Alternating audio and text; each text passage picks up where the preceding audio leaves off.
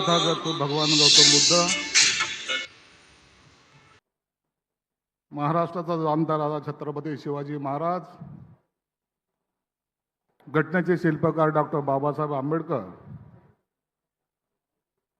यांना विनम्र अभिवादन करून आजच्या या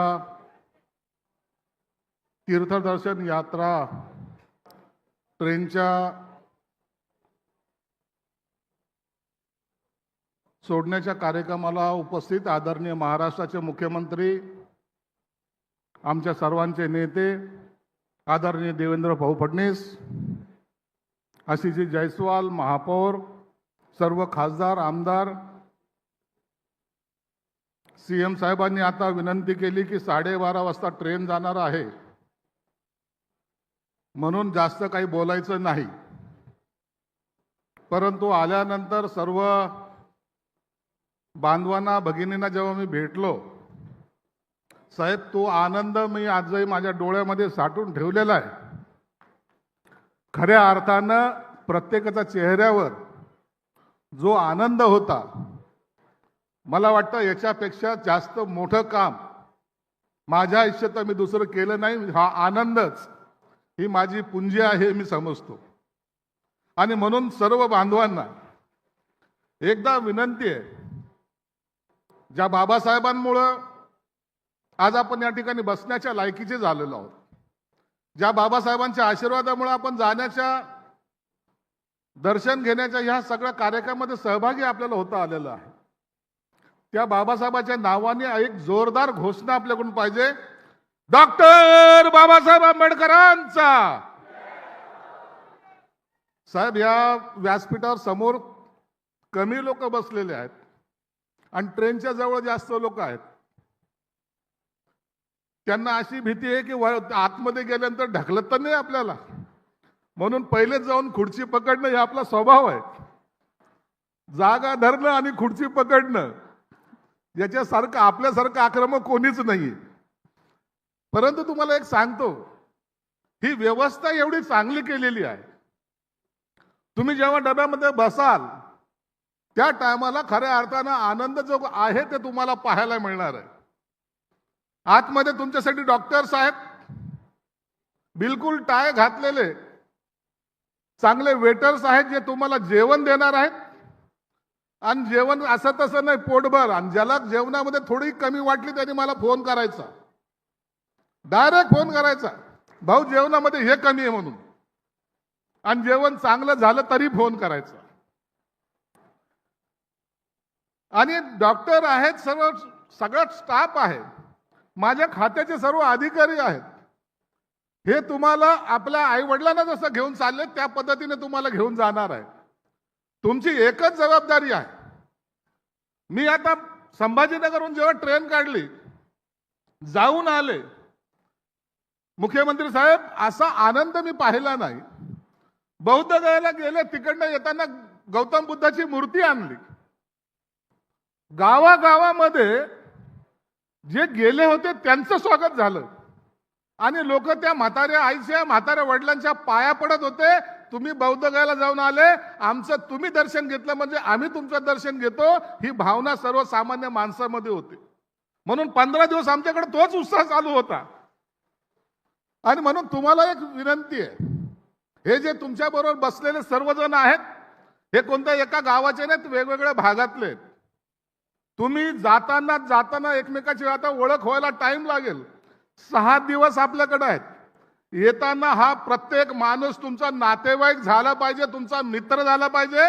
या पद्धतीने तुमचे एकमेकाचं वर्तन असलं पाहिजे. हे खरे तुमचे नातेवाईक आहेत. या पद्धतीने तुम्ही एकमेकाशी संबंध स्थापित करा. हे तीर्थदर्शन योजना काढण्याचा मागचा उद्देश असा आहे की तुम्ही सर्वजण, असेल काही अडचणी, असेल काही घरातले प्रॉब्लेम्स, नाही जाता आलं, परंतु या योजनेतून मी मुद्दाम यासाठी पाठवलंय की तुम्हाला जाऊन ते पाहता तर येईल. काय आहे ते बौद्ध गया, कुठे आहे ती गौतम बुद्धाची मूर्ती, कशासाठी हा आंदोलन चालू होतं, कशासाठी आपण जागा मागतोय.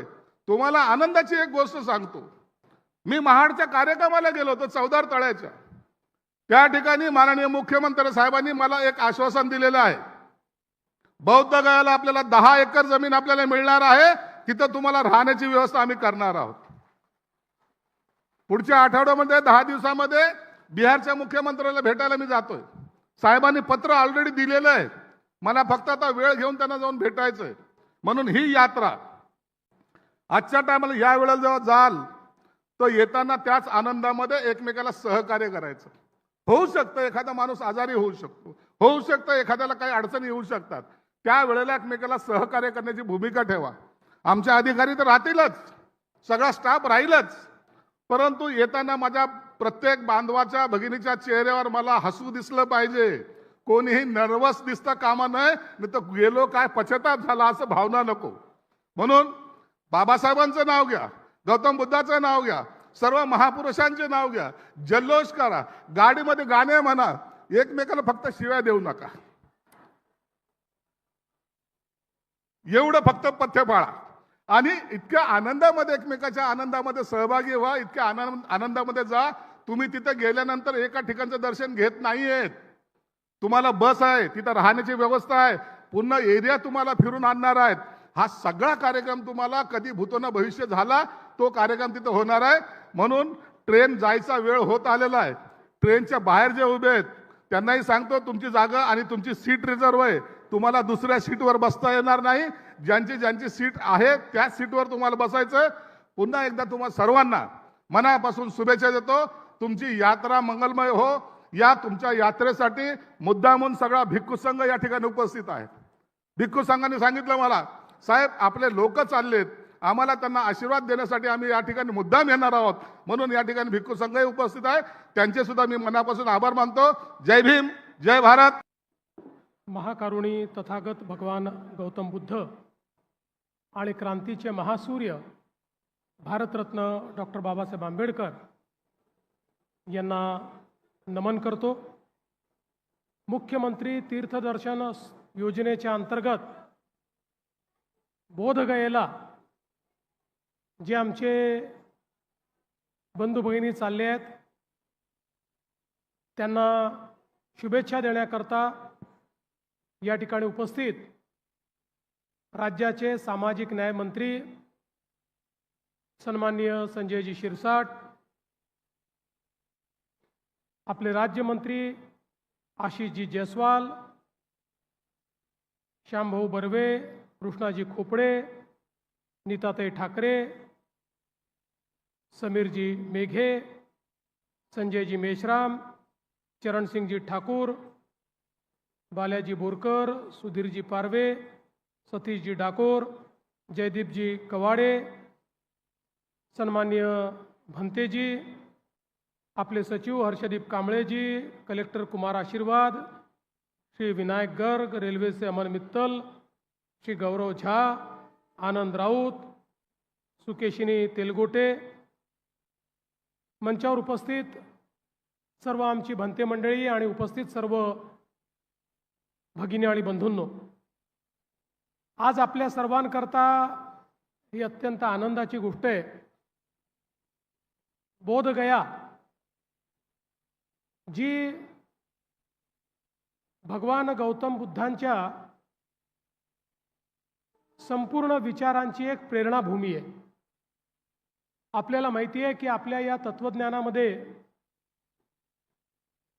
ज्या 4 महत्त्वाच्या जागा आहेत, सारनाथ असेल, लुंबिनी असेल, कुशीनगर असेल, त्यासोबत सर्वात महत्त्वाची जागा जर कुठली मानली जाते तर ती बोधगया मानली जाते. आणि प्रत्येकाची इच्छा असते की एकदा तरी बोधगयेला जाऊन त्या ठिकाणी दर्शन घेतलं पाहिजे. मी 2020 साली बिहारचा निवडणूक प्रभारी होतो आणि त्यानिमित्ताने बिहारमध्ये जायचा मला त्यावेळेस संधी मिळाली, तर मी स्वतः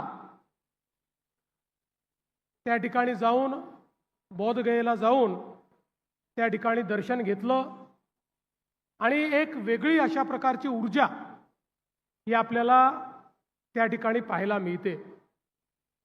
आणि निश्चितच आपल्या महाराष्ट्र शासनाच्या वतीनं शिंदे साहेब असतील, मी असेल, शिरसाट साहेब असतील, जयस्वाल साहेब असतील, आम्ही सर्वांनी मुख्यमंत्री तीर्थदर्शन योजना सुरूच याकरता केली की अनेक वेळा आमचे अनेक ज्येष्ठ नागरिक घरच्या अडचणींमुळे, व्यवस्था नसल्यामुळे, सोबत कोणी नसल्यामुळे, मनात इच्छा असूनही आपल्या तीर्थस्थळाचं दर्शन घेऊ शकत नाहीत आणि मग त्यांची व्यवस्था ही शासनाने करावी या दृष्टीनं ही योजना सुरू केली। मला अतिशय आनंद आहे की आज जवळपास आमचे 500 बंधू भगिनी 800 या तीर्थदर्शन सोहळ्याच्या माध्यमातनं, या ट्रेनच्या माध्यमातनं बोधगयेला चालले आहेत। मी श्री संजय शिरसाट आणि हर्षदीप कांबळे यांचेही अभिनंदन करेन की अतिशय उत्तम व्यवस्था त्यांनी केलेली आहे। तुम्ही तिथे जाऊन आल्यानंतर निश्चितपणे तुम्हाला असं वाटेल की शासनाने आपली उत्तम काळजी घेतली आणि चांगल्या पद्धतीनं आपल्याला हे दर्शन घडवलं। केवळ एवढंच माझंही सांगणं आहे, सगळे सुरक्षित जा, एकमेकाकडे लक्ष ठेवा, एकमेकाला सांभाळून घ्या, उत्तम दर्शन घ्या, आशीर्वाद मिळवा आणि अतिशय सुखरूप परत नागपूरला येऊन आपापल्या गावी किंवा आपापल्या मोहल्ल्यामध्ये परत जा। मला विश्वास आहे की ही यात्रा अतिशय सफल होईल। आमच्या सर्वांच्या शुभेच्छा आपल्या पाठीशी आहेत, पण मला विश्वास आहे की आमच्या ट्रेनचे ड्रायव्हर आणि गार्ड हे 10 मिनिटं मध्ये कव्हर करून टाकतील आणि अगदी वेळेवर आपल्याला नेतील। त्यामुळे त्यांनाही, संपूर्ण स्टाफलाही मनापासून शुभेच्छा देतो आणि आपली यात्रा सफल हो अशी प्रार्थना करून मी माझे 2 शब्द संपवतो। धन्यवाद। जय हिंद, जय भीम, जय भारत, जय महाराष्ट्र।